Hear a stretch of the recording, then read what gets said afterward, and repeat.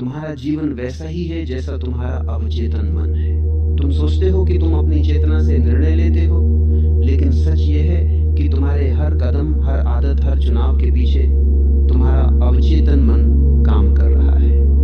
अवचेतन मन वह जमीन है जिसमें तुम्हारे सारे विश्वास, सारी स्मृतियां और सारी शर्तें जड़ें जमाए हुए हैं। तुम जैसा बीज उसमें बोते हो वैसे ही फसल बाहर उगती है।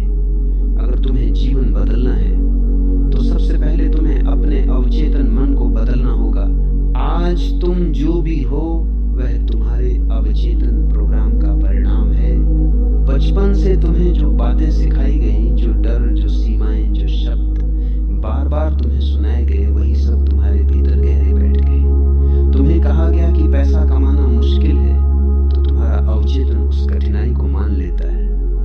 तुम्हें कहा गया कि तुम कमजोर हो, तो वही छवि तुमने भीतर बना ली और फिर बाहर का जीवन उसी छवि के अनुसार ढलता चला गया। ये सच है, तुम्हारा अवचेतन ही तुम्हारी किस्मत लिखता है। तो सवाल ये है कि अवचेतन बदला कैसे जाए। पहला कदम है सजगता।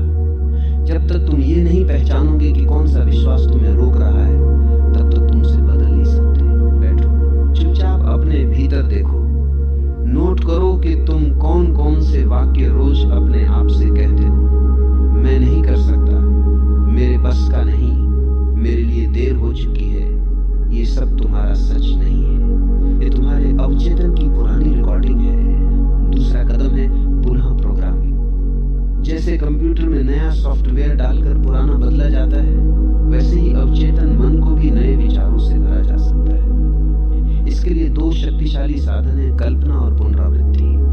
हर दिन सोने से पहले और सुबह उठते ही खुद को वैसा देखो जैसे तुम होना चाहते हो। मन में चित्र बनाओ कि तुम सफल हो, आत्मविश्वासी हो, स्वतंत्र हो, और इन्हीं वाक्यों को बार बार दोहराओ। धीरे धीरे यह दोहराव पुराने प्रोग्राम को बदल देगा। तीसरा कदम है भावनात्मक जुड़ाव। सिर्फ शब्द काफी नहीं है। अगर तुम सिर्फ कहो कि मैं सफल हूं, लेकिन भीतर से खाली महसूस करो, तो अवचेतन इसे नहीं मानेगा। तुम्हें अपने शब्दों में भावनाएं भरनी होंगी। जब तुम कल्पना करते हो तो उसे ऐसे महसूस करो जैसे वह अभी घटित हो रही।